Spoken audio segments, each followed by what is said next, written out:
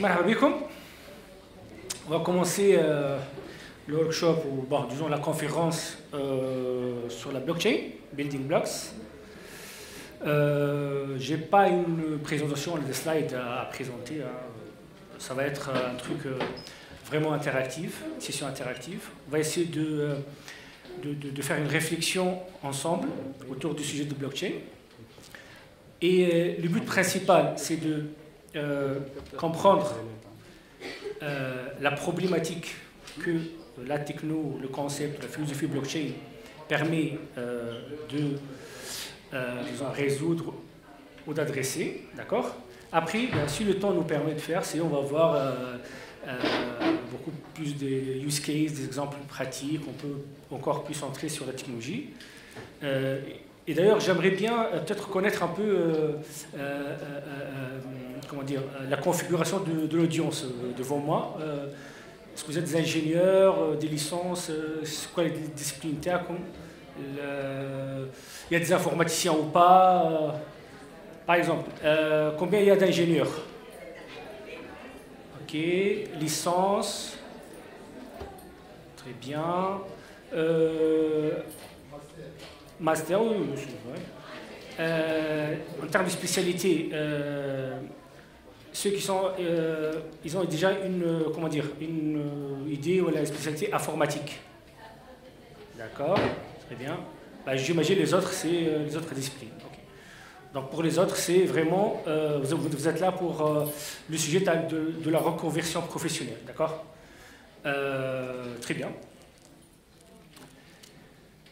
Alors, lorsque, en fait, je me présente. Donc, c'est Belhaj, je suis un senior manager au BHF. Au BHF, c'est un groupe financier européen. Donc, principalement, je travaille dans le secteur de l'industrie financière, ce qu'on appelle la financial services. Pratiquement, nos clients, ce sont des gens fortunés qui ramènent leur argent pour le faire fructifier. Et bon, moi, j'ai pas un background finance, je suis un ingénieur informaticien, ainsi 2002. Et actuellement, bon, je gère des équipes de développement informatique. Donc, du coup, on construit des logiciels qui vont aider les financiers et les banquiers de BHF pour pouvoir répondre à nos clients. Voilà. Par rapport au blockchain, donc je suis dans le domaine actif dans l'écosystème blockchain depuis 2015, c'est à peu près au tout début, disons, et j'enseigne un peu le modèle blockchain dans plusieurs universités. Et d'ailleurs, donc, dans mes cours, lorsque je me présente devant un public et je dois essayer d'expliquer c'est quoi la blockchain, d'accord ? Ce sujet-là, au début, en fait, c'était un peu challengeant, d'accord ? Parce que la blockchain, on peut la considérer comme une techno, comme un concept, comme un changement de paradigme, ou bien comme une philosophie, carrément. Et selon l'audience qui est devant moi, mon discours doit s'adapter, en fait, d'accord, pour que je puisse faire passer le message et expliquer le concept de blockchain. Et après, je me suis résolu, en fait, à avoir un seul discours, une seule explication qui marche pour tout le monde. Alors, le discours est le suivant. Généralement, nous, en tant qu'ingénieurs, on commence toujours par une problématique. Après, on va essayer de comprendre cette problématique-là et de trouver une solution. D'accord ? Pour adresser cette problématique, trouver la solution, bien sûr, on va utiliser la technologie. Mais ce n'est pas ça la partie la plus importante. Si on ne comprend pas le problème, d'accord, on peut maîtriser toutes les technologies du monde, on n'arrivera jamais à trouver des solutions efficaces, fiables pour nos problèmes. Donc, la problématique qui est devant nous, et cette problématique-là, c'est elle qui est, disons, a poussé à la création et à l'invention de la techno blockchain est la suivante. Dans le monde physique, chaque jour, on fait des transactions entre nous, les humains. Lorsque moi j'ai un stylo, je le passe à votre ami, d'accord? Ce qu'on appelle ça, c'est une transaction physique. Donc, le stylo, il part de ma main, il passe à la main de notre ami. D'accord? Ça, c'est dans le monde physique. Cette transaction-là, qui est anodine, hein, elle est simple, on ne la remarque même pas, mais elle porte un certain nombre de caractéristiques vraiment très importantes. C'est une transaction qui est spontanée. Elle s'est exécutée directement. Elle est vérifiable. C'est-à-dire que je n'ai pas besoin que il y a d'autres personnes, hein, où je ramène un notaire, pour pouvoir constater et vérifier cette transaction-là. C'est une transaction pair à pair, peer-to-peer, directement entre moi et votre ami. D'accord? Elle est sécurisée parce que tout simplement, le stylo, ben, je suis sûr, il n'est plus dans ma main, il est dans la main de votre ami. D'accord? Maintenant, essayons de réfléchir ensemble pour pouvoir reproduire ce type de transaction-là, avec ces caractéristiques, mais dans le monde numérique, le monde digital. D'accord? C'est-à-dire une transaction instantanée, sans avoir besoin d'avoir la présence d'un intermédiaire de confiance, ce qu'on appelle un third trusted party. Une transaction qui est sécurisée, c'est-à-dire que l'asset il est bien transféré entre les deux parties correctement, qu'il n'y a pas une duplication de l'asset numérique ou une contrefaçon ou autre chose. Et de toute façon, cette question-là, plusieurs personnes se le sont posées depuis l'avènement de l'informatique. Hein. Lorsqu'on a voulu créer des systèmes transactionnels dans le monde digital, d'accord, construire des systèmes transactionnels, on s'est toujours posé cette question-là. Comment on va faire? Ben, en tout cas, juste avant 2011, la solution n'était pas complète. C'est-à-dire que oui, on peut construire des systèmes transactionnels, mais non, ces systèmes transactionnels-là ne reproduisent pas des transactions qui ont les mêmes caractéristiques que les transactions dans le monde physique, que je viens de faire avec votre ami. D'accord? Parce que dans tous ces systèmes-là, avant 2009, hein, ces systèmes transactionnels-là, ils se basent toujours sur un système central, sur un tierce de confiance, un intermédiaire, disons. Il y a toujours un intermédiaire qui il se positionne entre les deux parties de la transaction pour, soi-disant, garantir son exécution, sa sécurité et sa fiabilité. D'accord? Mais il ne fait pas ça gratuitement, on est d'accord. À chaque fois, il y a un intermédiaire dans un système transactionnel, d'accord?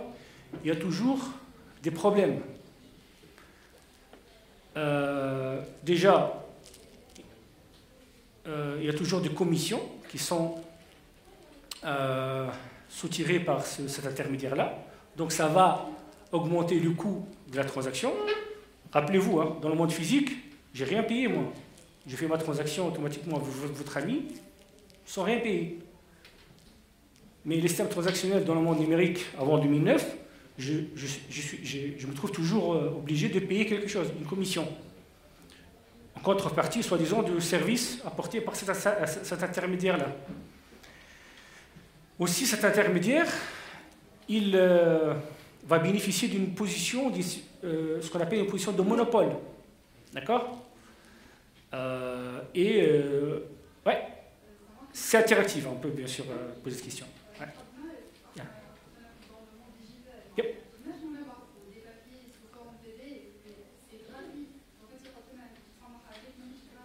Ah, ben, très bonne question.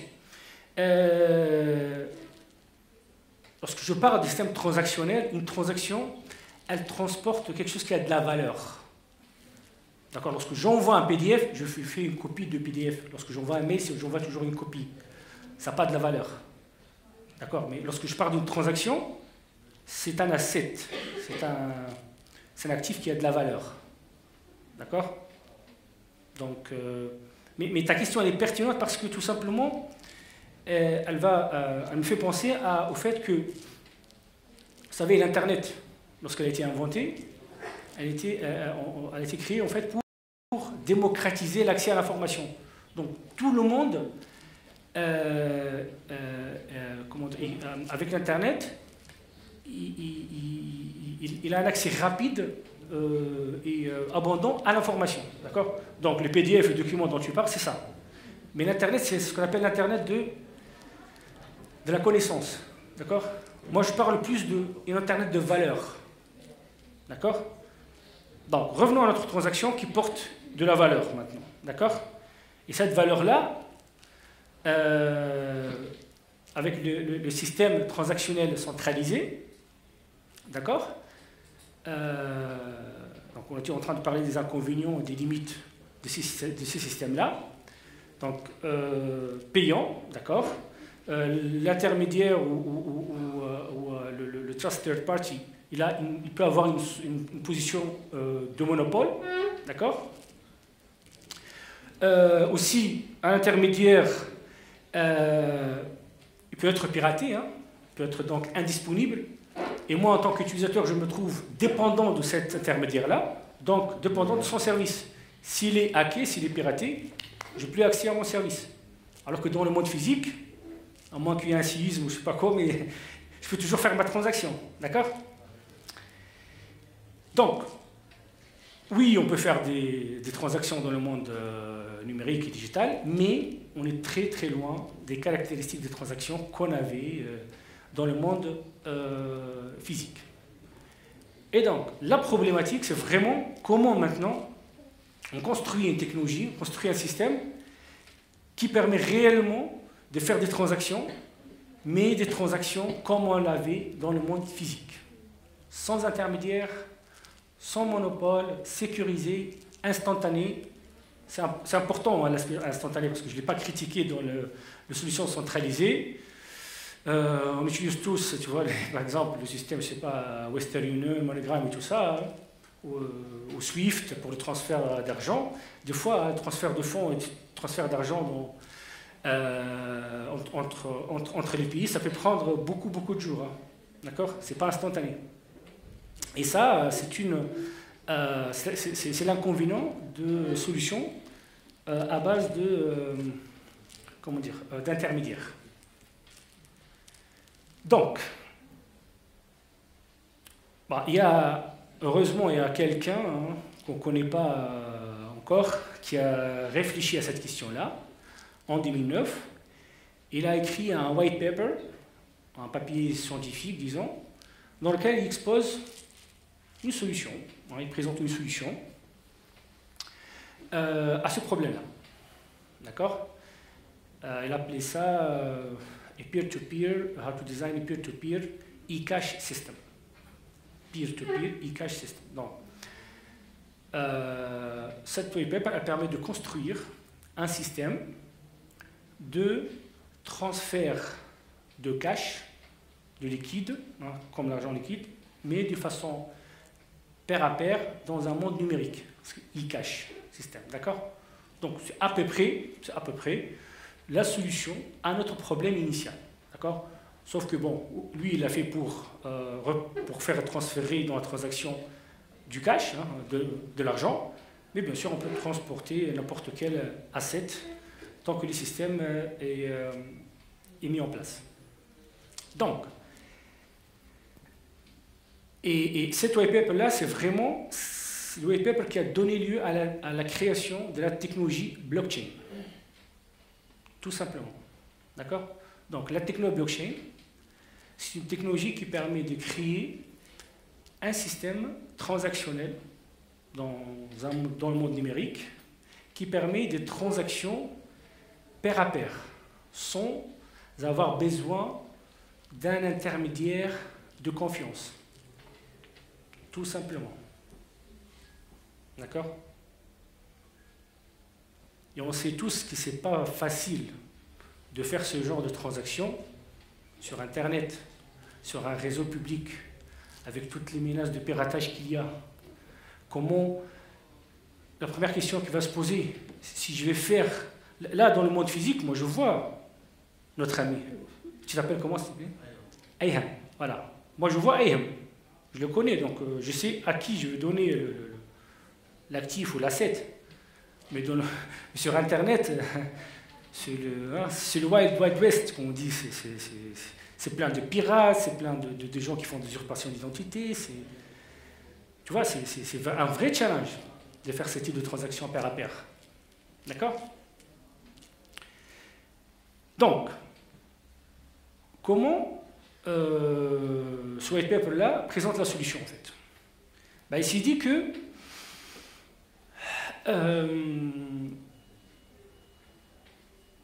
on va construire un réseau distribué, au lieu d'avoir un réseau qui est centralisé, disons, là où il y a un nœud, un intermédiaire qui est central dans ce système-là, dans la constitution du système, dans lequel on dépend. Mon système, ma solution, elle va tourner sur un réseau qui est distribué, qui est peer-to-peer. Alors, la définition d'un réseau peer-to-peer, c'est un réseau qui, dans lequel il n'y a pas de différence entre les nœuds. Il n'y a pas un nœud qui a un pouvoir plus que l'autre. Tous les nœuds, ils sont équivalents. C'est un peu, par analogie, comme dans un pays. On est tous des citoyens dans ce pays-là, on est d'accord? Normalement, il n'y a pas quelqu'un qui a plus de droits que l'autre. On a tous les mêmes droits et les mêmes obligations. La blockchain, elle est basée sur cette philosophie-là, en fait. Le réseau peer-to-peer de blockchain, il est basé sur cette philosophie-là. Et n'importe qui peut rejoindre ce réseau-là, peer-to-peer, et contribuer. Il n'y a pas de, une limite à l'entrée, d'accord? Une barrière à l'entrée, si on peut dire. Vous savez tous les systèmes centralisés, si on prend le système bancaire par exemple, on ne peut pas ouvrir une banque facilement. Même si on a tout l'argent du monde, si on n'a pas les... Bon, on ne va pas entrer beaucoup dans ces débats, mais on sait tous qu'il y a toujours, dans le système centralisé, il y a toujours une barrière à l'entrée. Dans les systèmes construits sur la techno blockchain, la philosophie blockchain, il n'y a pas une barrière à l'entrée. N'importe qui peut contribuer, il peut faire partie de ce réseau-là. Oui. Yes.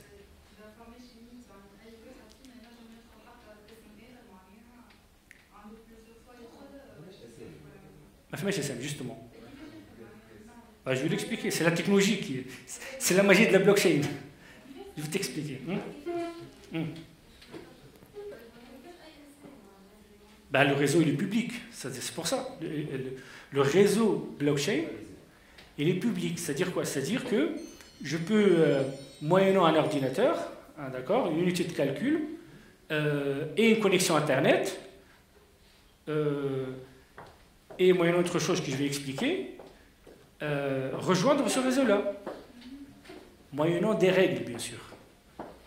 Vous savez l'exemple là j'avais dit qu'on est tous des citoyens du même pays, normalement, d'accord? Mais qu'est-ce qui fait de nous des citoyens et qu'est-ce qui organise le fait qu'on est des citoyens dans le même pays? On ne va pas compliquer les choses. Disons, c'est la Constitution. Normalement, on est des citoyens tunisiens, normalement on est tous d'accord sur une Constitution et les règles de la Constitution. D'accord? La même chose dans la blockchain. Il y a une Constitution, c'est-à-dire il y a un certain nombre de règles, un protocole qui va organiser comment les différents nœuds de ce réseau peer-to-peer, ils collaborent ensemble. D'accord? Celui qui ne respecte pas la Constitution, il sera puni. normalement. C'est fait pour ça, la Constitution. La même chose dans le réseau à base de blockchain. Si tu montes un nœud, tu n'implémentes pas, tu ne respectes pas le protocole imposé par... Bon, ce n'est pas imposé en fait, c'est le protocole qui régit, disons, qui régit un peu ce réseau blockchain. Si je ne le respecte pas, mon nœud sera écarté. Je ne suis plus citoyen de ce réseau-là. Oui, tout simplement. Du moment où je respecte les règles, je fais partie du réseau blockchain. Mais du moment où je ne respecte plus les règles, je suis exclu, je suis écarté. Et donc, déjà, rien que ça, ça va obliger, ça va motiver, incentiver le nœud à se comporter correctement en respectant les règles. D'accord? Donc déjà, avec ce concept de protocole et de réseau distribué et tout, on a résolu une grande partie, ce qui est, on s'est débarrassé un peu de l'intermédiaire de confiance, du nœud centralisé dans ce système-là. Tout le monde, le système, c'est tous les nœuds de ce réseau distribué-là. D'accord? Tous ces nœuds-là, ils contribuent au service, d'accord, transactionnel de ce réseau blockchain. Donc, le white paper, qu'est-ce qu'il a dit? Donc, on va construire un réseau pair à pair. Ça, c'est le premier building block de la blockchain. Donc, un réseau pair à pair, public, accessible à tout le monde, et régi par un protocole, avec des règles. La Constitution, il y a un article 1, peut-être un article 2, l'article 3, il y a des règles qu'on doit respecter. La même chose dans le protocole blockchain. Il y a des règles. 1, 2, 3, hein. Si on ne respecte pas, on sera écarté, exclu de ce réseau-là. Bon. Maintenant, pourquoi on a construit ce réseau peer-to-peer? C'est pour finalement offrir un service. C'est ça? Le service qu'on va offrir, c'est permettre à des utilisateurs de transacter, de faire des transactions, qui va transporter de la valeur, normalement. D'accord? Transaction qui va déplacer un actif, un asset, bien sûr numérique, cette fois, hein, on n'est plus dans le monde physique, d'un utilisateur à un autre. D'accord? Et on essaie de ne pas penser personne ici. Hein. Dans ce réseau-là, on parle pas personne, identité, tout ça. On a éliminé cette couche-là. Donc on parle nœud. D'accord? On parle utilisateur. Après, comment il est identifié, ça, c'est l'autre innovation, hein, l'autre grande innovation de la blockchain, sur comment on va représenter les acteurs de la transaction. D'accord? Donc le service c'est ça, donc transaction, un système transactionnel qui permet de transporter un actif numérique qui représente de la valeur. Donc représente de la valeur, ça peut être tout simplement de l'argent. Tout simplement quelque chose qui a une valeur monétaire. Et d'ailleurs, le white paper de 2009, normalement, elle offre ces services-là. Lorsqu'on dit, comment dire, peer-to-peer e-cash system, d'accord? Donc, on parle de cash ici. Donc, le cash c'est pas l'argent numérique, hein, l'argent digital. Hein, qu'on a dans les banques. Le cash, c'est vraiment ça, hein, sarf, voilà, liquide, d'accord? Parce que même dans le monde physique, comment dire, je peux échanger le fait que je transfère, voilà, j'échange du cash, d'accord, je peux le faire sans intermédiaire. On est d'accord? Mais je vais un transfert bancaire. Transfert bancaire, on ne parle plus du cash. Donc, le système, la blockchain 2009, c'est vraiment le transfert de cash, tout simplement. Mais, maintenant, du moment où il s'agit d'une transaction entre deux personnes qui va transporter de la valeur, il faut prêter beaucoup attention à l'aspect sécurité et à l'aspect confiance. Qui va me dire que celui avec lequel j'ai fait la transaction, c'est vraiment la personne que voilà, je veux transacter avec elle. D'accord? Ça peut être quelqu'un qui va usurper l'identité ou c'est du pirater, ce genre de choses. Donc, la deuxième grande question, c'est ça. C'est comment on va représenter, disons, l'identité des personnes qui vont transacter. D'accord? Et là, c'est une question très compliquée, en fait. Parce que dans les systèmes centralisés, c'est simple de résoudre ce problème-là. Parce qu'un système centralisé, il est basé sur une base de données. Donc, on a une base de données. Et dans cette base de données-là, on peut créer comment dire, un annuaire, d'accord, ce qu'on appelle un ledger, dans lequel on va inscrire les gens, les personnes, les utilisateurs. Lorsque je me connecte sur Facebook, sur Google, je me connecte avec un login et un mot de passe. Hein. Et je peux faire ça parce que ce login et ce mot de passe-là, il est enregistré quelque part dans un serveur centralisé. D'accord? Par contre, là, on n'a pas un endroit qui est centralisé dans lequel je peux créer un annuaire des différents utilisateurs de la blockchain. Et donc, comment on a fait? Ben, tout simplement, là, on a eu recours à la cryptographie. Vous avez une idée sur ce qu'est la cryptographie? D'accord. Alors, la cryptographie, c'est la science disons, du chiffrage de la donnée. C'est vraiment l'emploi massif d'algorithmes mathématiques afin de prendre la donnée, la crypter, c'est-à-dire la cacher, ou bien créer des signatures numériques avec. C'est toute cette science-là. D'accord? C'est vraiment basé sur de la mathématique. Et donc, et pourquoi on a utilisé la cryptographie? Parce que ces fonctions cryptographiques, ils ont un niveau de randomness, vous savez, random, aléatoire en anglais. Random. On peut générer des identifiants qui sont aléatoires sans risque d'avoir des collisions. C'est-à-dire quoi? C'est-à-dire que on peut à l'infini créer des identités qui sont différentes sans avoir le risque de reproduire la même identité. D'accord? Et donc, avec ce système-là, et en utilisant ces fonctions-là,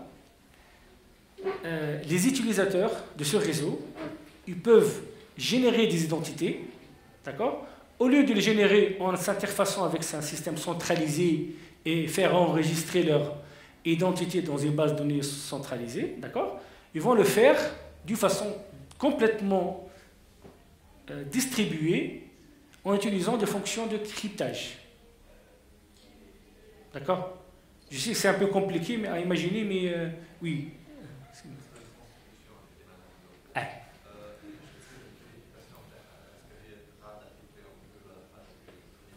La Constitution, l'ensemble de règles, hein, c'est ça? Ouais. Exact. C'est voilà. Là, on va. C'est la partie qu'on va voir après l'identité, d'accord? Mais bon, je vais te répondre juste après que j'ai fini cette partie d'identité. Après, je te réponds comment le protocole est respecté. Le protocole qui est de la Constitution. Ouais. Ouais.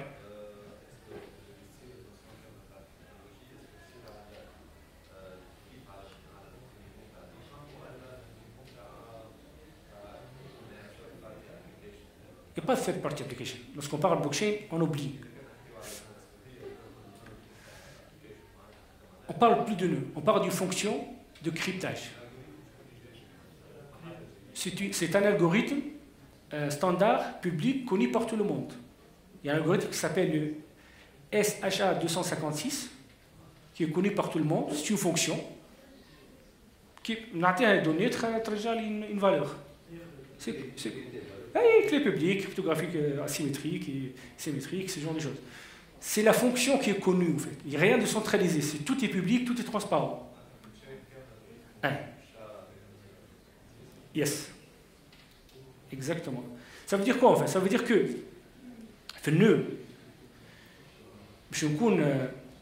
je respecte la Constitution.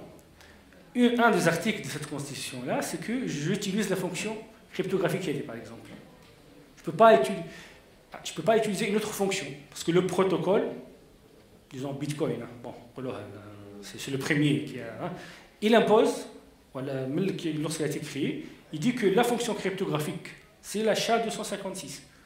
Donc, pour pouvoir créer une identité, j'utilise la SHA-256. Et j'ai une identité compatible qui va me permettre de devenir un citoyen de ce réseau-là. Tout simplement. Yes. Toujours la même chose. Après le Bitcoin, bien sûr, il y a d'autres personnes qui ont forqué, qui ont construit leur propre système. C'est toujours la même histoire. Il y a une constitution à faire, un protocole. Donc, dans le protocole, par exemple, il y a Ethereum qui vient en deuxième. Ethereum utilise d'autres fonctions cryptographiques sur lesquelles tout le monde s'est mis d'accord. Tu vois? Attends, très bonne question. Bon, بشوي شفت حاليا مشكلة le réseau est là, voilà, le terrain sur lequel on va faire les transactions. Disons حاليا مشكلة l'identité normalement. La génération des identités numériques d'une façon décentralisée. Donc, ما عادش عندي base de données login ou mot de passe. Oui. Yeah. Yes.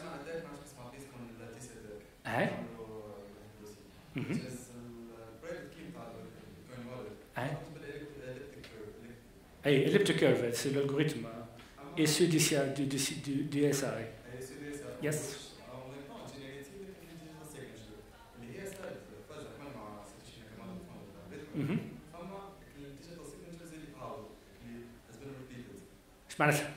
Faire attention, là. Impossible. C'est quoi l'attaque بالضبط؟ فسرها بالضبط. يس.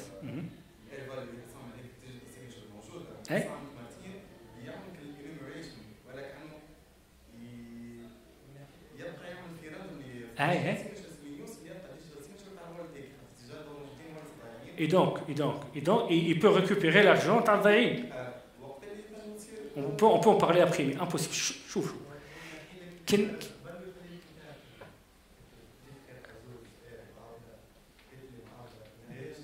ما تنجمش تكون معاودة. كيفاش تنجم تكون معاودة؟ شو on en parlera juste après de ce détail-là, mais juste حبيت نفسر لكم إذا كان réellement quelqu'un في العالم وصل أنه sans qu'ils aient la clé privée initiale qui a donné lieu à la transaction, qui détient les bitcoins هذوك, كان ينجم من غير ما يكون عنده clé privée, il arrive à générer une signature équivalente à ça. راهو البيتكوين il passe تو وصل 27000, il passe de 27000 à 0 instantanément. عاش يصيي كان الناس الكل تنجم تسرق. لا نجم نحكيو فيها مي سي با اكزاكتومون سا. هاي لا هو لا كلي بريمير اللي كومون دير مثلا لو سي دي اس اش نعمل اون جينيرال راندوم نمبر on crée donc on prend un nombre genre random number c'est la clé privée. نستعمل le CDSA pour trouver la clé publique. مربوطين بعضهم اما ما تنجمش من الكلي publique ترجع لا clé privée. حسين on en parlera de ça, bon peut-être l'audience va être trop technique mais on en parlera de ça, mais juste حط في مخك كان قلت له صحيح هذا بالضبط. Il y a plus de bitcoin, il y a plus rien, ça y est. Eh bien sûr, il est un choix, bien sûr. Mais donc Donc, on a résolu le problème de l'identité. Donc, c'est bon, on a des identités complètement distribuées qu'on peut générer. Je peux générer une infinité d'identités sur le Bitcoin. Je ne suis pas obligé d'avoir une seule identité. Le cryptographie, bien sûr. Je peux générer à l'infini des identités. On est transacté bien. D'accord? Et d'ailleurs, c'est ce qui fait le logiciel de Wallet. C'est génère comme ça des identités. Alors, allez, je comprends maintenant.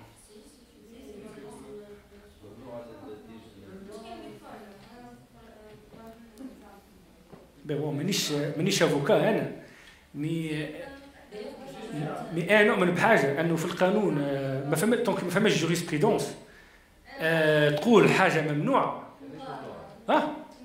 ليه نحكي لك على القانون فما حاجه تقول ممنوع فما هبط نص تاع الواقع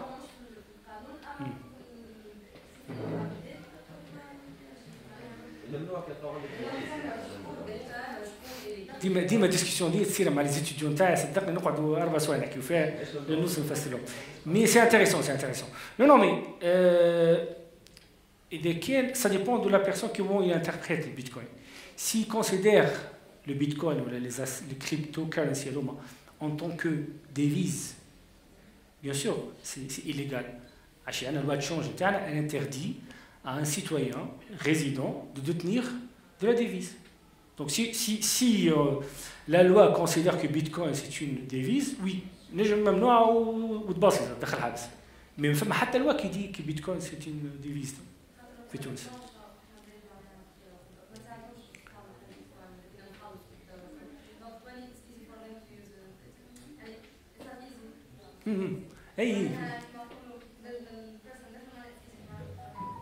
Tu penses que في تونس الناس الكل قاعدة تخلص معناتها؟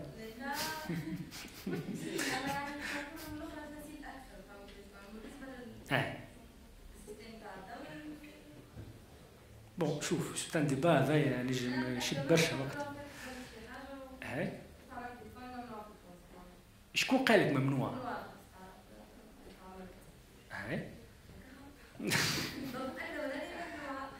شنو هي الممنوع بالضبط؟ لا شنو الاكت بالضبط شريك بعد بصيها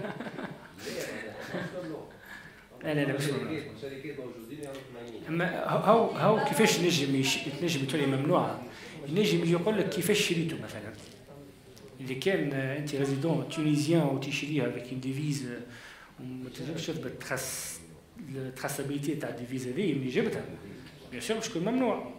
مي اذا كان شخص انت قاعد وبعث لك ان بيتكوين شو بعث لك ان توكن نيميريك في الاخر كانوا بعث لك ان فيشي ميوزيكال ولا ان بي دي اف كل شيء ما تنجمش تكون ممنوع. يا اخي en 2009 lorsqu'il n'y avait pas de valeur le bitcoin qui te connecte compte يعطيوك 10000 بيتكوين دي الاف المليارات tu vois ولا حد ما يقل منه كي ولا عندها une valeur كل شيء ولا توا disons fait un débat juridique et tout. Ouais. Yes.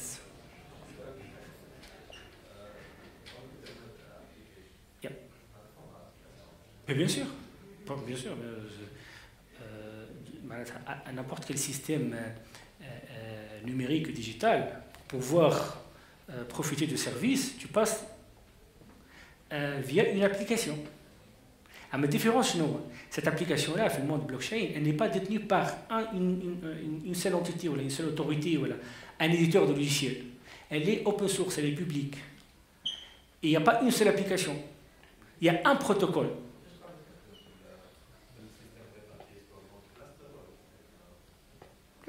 Bon, le blockchain, qui a inventé les réseaux distribués, les réseaux peer-to-peer, موجود من قبل والكل نستعملوا فيه كل يوم. قبل هو pour par exemple télécharger des films ولا télécharger les morceaux musicaux et tout ça, la technologie موجودة.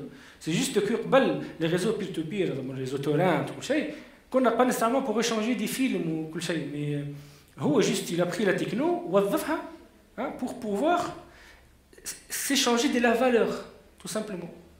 فهمتني معناتها موجوده ماهيش حاجه ماهيش بدعه جابها البلوكشين هو جست خذا بليزيور تكنولوجي وظفهم مع بعضهم التكنولوجي تاع البير تو بير مع لي كريبتوغرافي داكوغ مع شويه ايكونومي الشخص هذا قوي برشا في الايكونومي دايوغ باش يجوا على الماينينغ عشان الماينينغ راهو هو لا ريبونس على لا كيستيون نتاع اي واتس نت فور مي معناتها شنو ربحي انا باش نعمل نو وندخل في الريزو بير تو بير وجوفر ان سيرفيس qui va permettre de faire des transactions peer-to-peer. Donc, si on n'arrive pas à construire un système qui répond correctement à cette question-là, il n'y a plus de Bitcoin. شنو ربحي انا باش ندخل ونحط نو ونخلص الضوء وماكينه تخدم ainsi de suite. Donc, la réponse à cette question-là, c'est le mining.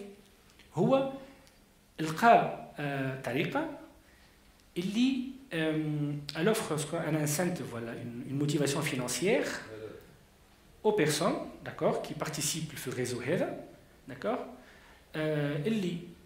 moyennant le service, l'énergie ou comment dire, la puissance de calcul qu'il apporte au réseau, عندهم une récompense via un algorithme de mining. Tout simplement. Mining, c'est pour ça en fait. S'il n'y avait pas ce composant-là de mining, le troisième building block, d'accord, ce réseau, ce système transactionnel peer-to-peer n'aura jamais lieu, tout simplement. N'existera jamais. Ouais. Oui. Ouais. Alors, c'est encore ça la particularité. Imagine la blockchain, c'est comme ça. Chacun de nous, c'est un nœud de réseau peer-to-peer. كل واحد عنده كراسة. اوكي؟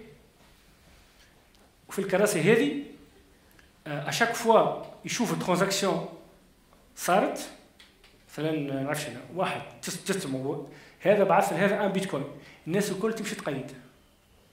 الناس الكل في الكراسة. اللي ما يقيدش مش معنا.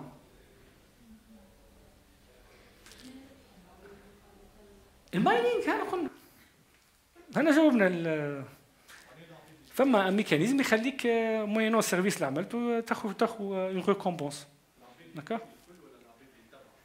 لا العباد اللي عندها نو في الريزو فنفرق لازم نفرقوا ما بين لي بيرسون انا نجم ندخل في السيستم بيتكوين مي اون طونك سامبل يوتيليزاتور نحب نترانزاكتي كهو نبعث جو ريسوا جو سوي با اوبليجي داتر ان نو فاليداتور في الريزو انا هون قلت لكم انتم دي نو وفما عباد برا مستعمل قاعدين يقول لك بالله نحب نبعث 1 بيتكوين لصاحبي غادي انتم لازم تسمعوا وتقيدوا ومن بعد اللي بعث له انا ياخذ البيتكوين هذاك ويمشي يبعث لواحد اخر تسمع وتقيد سمعت تقيد بعد تمشي تنقص من الشخص هذاك وتبعث للشخص الاخر يا سي سويت سي سكي في لو ريزو بيتكوين تو سامبلومون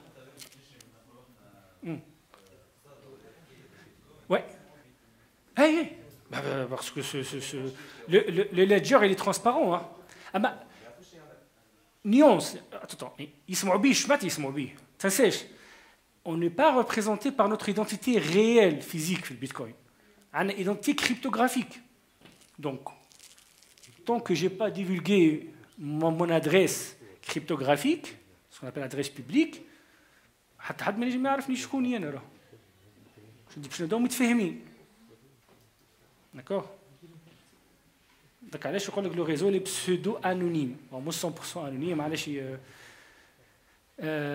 مثلا واحد كيما الجوفرنمون الامريكان او السيستيم كل شيء ينجم يفيق لك هذاك ديزالغوريثم افونسي ينجم يعرف بالضبط يرجع لك بالضبط شكونك انت مي ديزون العامه الناس سي ان سيستيم بسودو انونيم derrière donc je pense qu'on a répondu à toutes les questions